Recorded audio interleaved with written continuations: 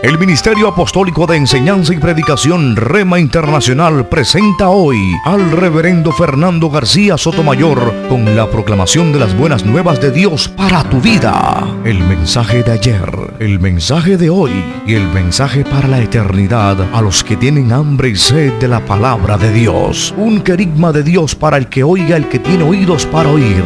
Escuche el dabar del Eterno a las naciones. Ahora es el tiempo para recibir el rema del Espíritu Santo a tu espíritu. Escuchemos con fe la memra del Señor para el alma.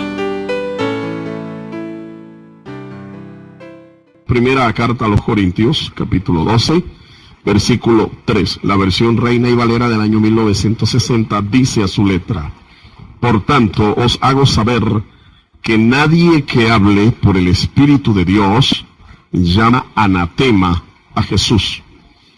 Y nadie puede llamar a Jesús Señor sino por el Espíritu Santo. Dios nos bendiga por medio de su gloriosa palabra. El tema de hoy es acerca del señorío de Jesucristo. El señorío de Jesucristo.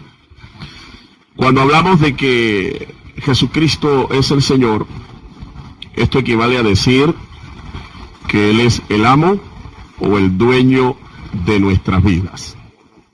Si Cristo es el amo y dueño de nuestras vidas, entonces Él es el amo y el soberano de cada uno de nosotros, de nuestro destino, nuestro porvenir y de todo lo que somos y de todo lo que tenemos.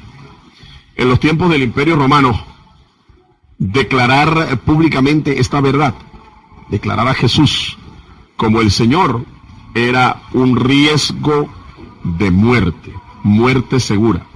Pues para todos los romanos, el único Señor, el único amo, era el emperador, el César. El César inclusive reclamaba este título, y es un título que se asocia directamente de la divinidad, o está asociado con la divinidad. ¿Qué quiere decir esto? Para el hebreo, el término Señor es el término Adonai. Adonai. Así es que ellos, cuando encontraron el nombre sagrado del Señor en las Escrituras, cuando las leían en las sinagogas o las leían en el templo, y se encontraban en el rollo, ya sea de la Torá o los profetas, encontraban el nombre sagrado de Dios, ellos hacían una genuflexión, una reverencia, e incluso llegó el momento en que suplantaron, sustituyeron el nombre sagrado por el vocablo Adonai. Lo hicieron por temor a no tomar el nombre del Señor en vano, conforme a la ley que establecía eso. Ahora, el término hebreo Adonai, en las escrituras griegas del Nuevo Pacto, es el término Señor. En el idioma griego koiné, en el que se escribe el Nuevo Pacto, la palabra que se traduce Señor es la palabra Kyrios. De manera que Kyrios o Adonai son vocablos homónimos, son vocablos sinónimos, son vocablos equivalentes. Y todos se asocian directamente con el nombre de Dios, con la divinidad. El nombre de Dios, para aquellos que aún no lo conocen, está formado de 4 caracteres hebreos, a los que los teólogos llaman el tetragramatón, 4 caracteres hebreos. Lo que nosotros leemos en las traducciones, cuando en el capítulo 3 de Éxodo, Moisés le pregunta al Señor, allá en la zarza, que cuál era su nombre, es una traducción. Algunos creen que el nombre de Dios es yo soy el que soy. Pero déjeme decirle, mi amado hermano, mi estimado oyente, es una traducción. El nombre literal usted lo encuentra siempre en las páginas de la Biblia, en una nota a pie de página. Un tetragramatón, una expresión de 4 letras hebreas que para facilitar la comprensión de ese nombre sagrado, se coloca la traducción yo soy el que soy. Ese nombre está asociado con el verbo ser. En el hebreo es el verbo allá. El verbo allá. La Biblia entonces nos muestra que el Adonai, con el que los escribas reemplazaron el tetragramatón, o el Kyrios, es el mismo. El mismo Señor del antiguo pacto es el mismo Señor del nuevo pacto. Es el mismo Dios.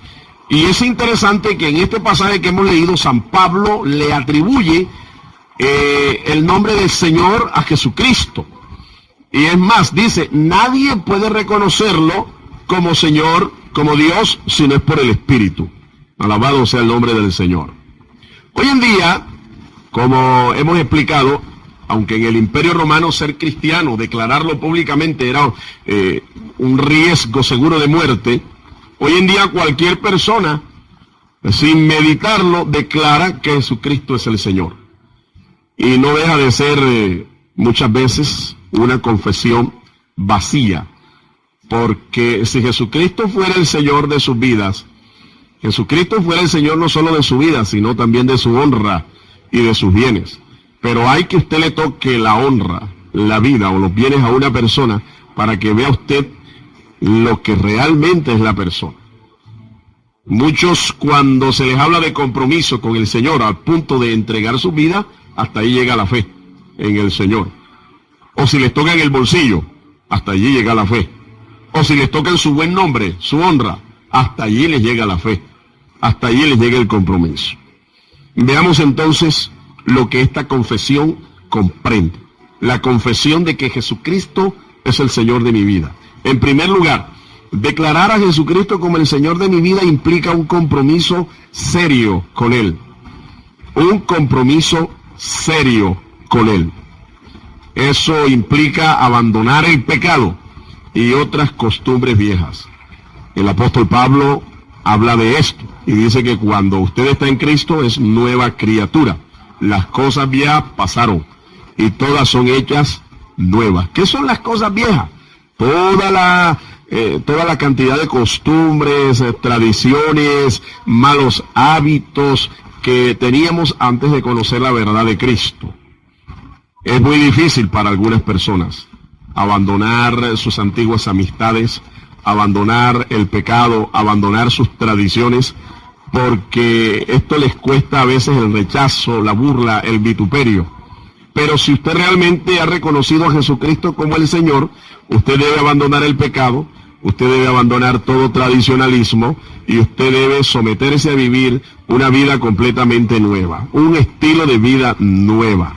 Tiene que haber cambios en su vida, porque realmente cuando el Evangelio de Cristo llega a nuestras vidas, eso implica cambio.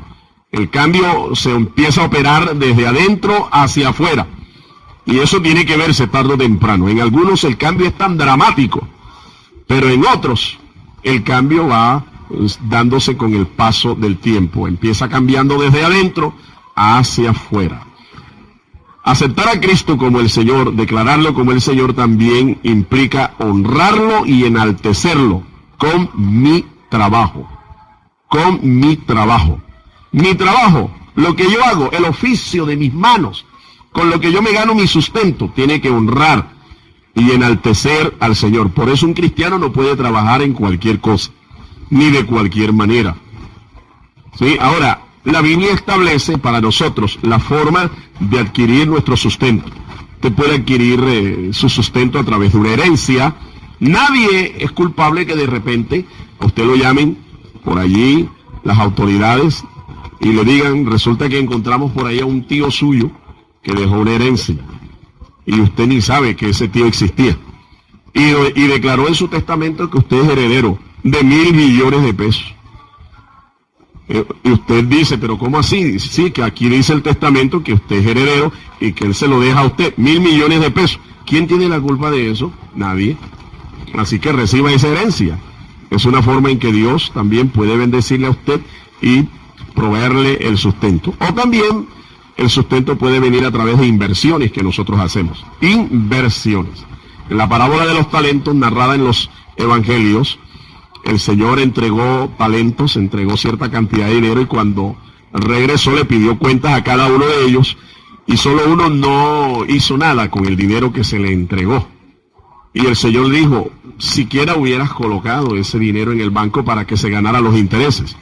A ese tipo de transacción comercial se le llaman inversiones. Usted puede invertir en un negocio, en capital, hacerse socio de una empresa, de un proyecto económico que produzca, que genere utilidades, que genere bendición, y usted puede vivir como inversionista, como socio de un proyecto fácilmente. Ahora, no invierte en cualquier tipo de negocio, invierte en negocios lícitos. O también, como el Señor le dijo a Adán desde el principio, que ganaría el pan con el sudor de su frente, con su trabajo. Esta es otra forma, trabajando con nuestras manos. Lo que no honra al Señor es un trabajo en el cual no le permita a usted tener tiempo para cultivar su vida espiritual. El domingo es el día del Señor, así lo declara la palabra de Dios. Y si un trabajo a usted le quita el domingo para dedicarlo a su vida espiritual, para dedicarlo al Señor, para dedicarlo a labores espirituales, ese trabajo no está honrando al Señor. Es más, ese trabajo se está convirtiendo en su Señor. Y el trabajo debe ser un siervo mío, no mi Señor. El trabajo debe proveerle a usted sustento, pero no debe enseñorearse de su vida. Así es que cuando usted note que un trabajo, por muy bueno que sea, le está quitando a usted el domingo para usted congregarse, para usted dedicarlo a los asuntos del Señor, cultivar su vida espiritual, ese trabajo no honra al Señor. Ore a Dios, que Dios le dará algo mejor. Bendito y alabado sea su nombre. Cuando Jesucristo es el Señor de mi vida y yo tengo un compromiso serio con Él, yo coloco mis riquezas materiales, mis posesiones materiales en un segundo plano. Para mí las riquezas, ni la abundancia de los bienes materiales va a ser lo primero. Lo primero va a ser el Señor. Mis riquezas me servirán, inclusive para bendecir la obra de Dios, para ayudar a los hermanos que tienen necesidad. Para eso es que Dios permite que alguien sea enriquecido materialmente, con ese propósito. Pero yo no debo colocar mis riquezas materiales en primer lugar de mi vida, sino en un segundo plano, que me sirvan para los propósitos de la vida cristiana. Un compromiso serio entonces con el Señor pone en evidencia su señorío en nosotros. Cuando en la vida de un cristiano no hay compromiso con el Señor, ese testimonio y esa vida no es consistente con el perfil de un verdadero hijo de Dios. Yo tengo que evaluar y tengo que saber qué tanto compromiso tengo con el Señor. No quieren comprometerse con nada, no quieren comprometerse con la obra del Señor, con la causa del Señor. Estos cristianos están en crisis, porque dicen de labios que Jesucristo es el Señor, pero Jesucristo no cuenta con ellos para nada. En segundo lugar, declarar que Jesucristo es el Señor de mi vida, eso implica una vida en completa obediencia a Él. Una vida en completa obediencia a Él. Renunciando a mi antigua vida, a mi antiguo modo de vivir. Como ya dijimos, tiene que haber cambio. Tiene que haber cambio. Jesucristo en una ocasión dijo, ustedes me llaman Señor, pero no hacen mi voluntad. Son palabras textuales del Señor en Lucas 6:46. Ustedes me llaman Señor, pero ustedes no hacen mi voluntad. Por eso el que es un verdadero cristiano obedece los preceptos, los principios, los mandamientos del Señor. Para eso hay que renunciar a nuestra antigua vida, porque esa vida que llevábamos sin Cristo no es agradable, no es grata al Señor. Hay que vivir una vida diferente. El cristianismo es un estilo de vida. El cristianismo no es una religión. El cristianismo es una relación personal, diaria, dinámica, creciente con el Señor. Colocar al trabajo como mi servidor es la clave aquí, si yo quiero obedecer al Señor, no como mi amo, ya lo hemos dicho. Hay gente que vive para trabajar y trabaja para vivir, y esto no debe ser así. Usted no debe vivir para trabajar y trabajar para vivir, no. El trabajo es un siervo nuestro. Es una forma de honrar al Señor, honrar nuestra fe. porque el que no trabaja, las escrituras dicen claramente que no debe ni comer. Nosotros lastimosamente vemos que hay muchos evangélicos flojos, que no les gusta el trabajo. Aún hay ministros que son flojos, son perezosos para hacer la obra que Dios les ha encomendado hacer. Levantándose a las 11 de la mañana, ¿ve? Y después esperando que Dios bendiga la obra, que Dios bendiga la iglesia. Eso no es compatible con lo que el Señor establece en su palabra. La Biblia le dice al obrero cristiano: el labrador, para participar del fruto, debe trabajar primero. Hay que trabajar en el trabajo pastoral que se le ha comisionado si realmente quiere ver la bendición de Dios. Ahora, a muchas personas le llama la atención el oficio de pastor. Muchas personas tildan a los ministros cristianos y aún a los propios cristianos de flojos. Y es más, dicen: si tú quieres tener plata en la vida, métete a pastor. Eso sí te da plata. Y el calificativo que le dan al cristiano y a los ministros del Señor es el calificativo de flojos, vividores, gente que vive del alivio, gente que vive del esfuerzo del trabajo de otro. Pero no es así, mi amado hermano. Mire, el trabajo que se hace en el ministerio tiene tanta dignidad como el trabajo que se hace con las manos o el que se hace intelectualmente. Y se lo voy a demostrar. A nuestro Señor Jesucristo le llamaron maestro, y en realidad lo era. Jesucristo era un rabino, doctor en las Escrituras, enseñaba la palabra de Dios como un profesional. Jesús de Nazaret recibió instrucción rabínica como todo judío, y llegó a ser reconocido como un doctor, un maestro, un rabino de las Escrituras. Si no es así, si usted no lo cree, vaya al Evangelio de Juan capítulo 3 y usted ve cómo le dice Nicodemo, un doctor de las Escrituras hebreas, un doctor de la ley, un fariseo que se encuentra con Jesús de noche, tiene una entrevista con Jesús de noche, y la primera expresión que Nicodemo le dice a Jesucristo es: maestro, sabemos. ¿Sabe? Un rabino no le dice a otro maestro si en realidad no lo es. Así que Jesús fue un maestro y honró a Dios con ese trabajo. Ahora, esa es la forma intelectual de trabajar. Un maestro de la palabra de Dios desarrolla su oficio y tiene un desgaste intelectual, un desgaste mental que no lo tiene cualquier otra persona. Pero también él fue llamado carpintero, el hijo del carpintero. Tenía un oficio y sabía hacer todo tipo de oficio de mampostería, ¿sí? Sabía trabajar la madera, la piedra y otros elementos más. Él era una especie de arquitecto, una especie de constructor, y fue llamado carpintero. Un oficio que honra el trabajo que se hace físicamente. Pero también el Señor fue llamado pastor, el buen pastor. Y eso es la forma de honrar el trabajo que se hace espiritualmente. El trabajo de ser un mentor espiritual, un guía espiritual. Ese es el trabajo de un pastor, de un ministro del Señor, tan digno como cualquier otro. Bendito y alabado sea el nombre del Señor. Ahora, cuando yo quiero obedecer al Señor, yo no puedo servir a Dios y a las riquezas al mismo tiempo.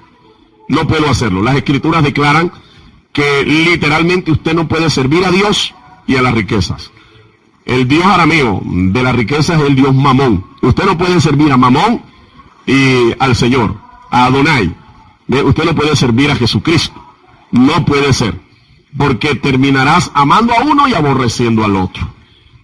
Si Jesucristo es el Señor de tu vida, entonces tú tienes que entregarle por completo tu vida, tu honra y tus bienes al Señor.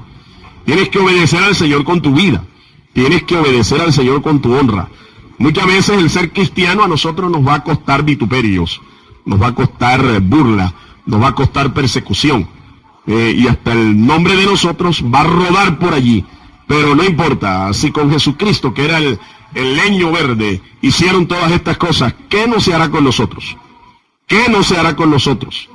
Así es que igual Él tiene que ser el Señor de tus bienes, todas tus posesiones, todo lo que tú tienes en realidad viene de la mano del Señor, quieras o no reconocerlo. Todo lo que tenemos le pertenece a Dios. Solo los que han entendido espiritualmente que Cristo es el Señor pueden obedecerlo, porque entienden que espiritualmente él no solo es un maestro, un gran profeta que enseñó virtudes, un personaje que dividió la historia. No, entienden que Jesucristo es Dios y por eso le pueden obedecer, porque reconocen que Jesucristo es Dios. Alabado sea su nombre para siempre. Y concluyo diciéndoles, Cristo ha sido declarado por Dios como Señor de los señores. Por eso es que hay que honrarle, haciendo su voluntad aquí en la tierra. Hay que colocar a Cristo entonces como el Rey de nuestro corazón. Y hay que rendirle a Él, cada área de nuestra vida, para que Él pueda gobernar cada área de nuestra vida según su voluntad. Pregúntese usted, ¿qué tanto compromiso tiene con Jesucristo? Usted que lo ha declarado como el Señor de su vida.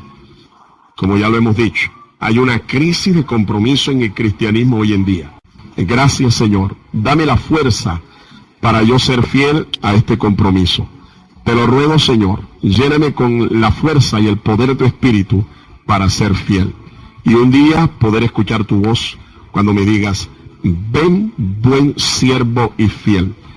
En lo poco has sido fiel, en lo mucho te pondré. Entra en el gozo de tu Señor. Amén. El Ministerio Apostólico Rema Internacional pone a disposición esta predicación. Ofrecemos ministración a simposios, seminarios, campañas evangelísticas, educación globalizada sana y de carácter interdenominacional. Escríbanos a ministerio-rema-internacional@gmail.com o llámenos al celular 316-270-7181.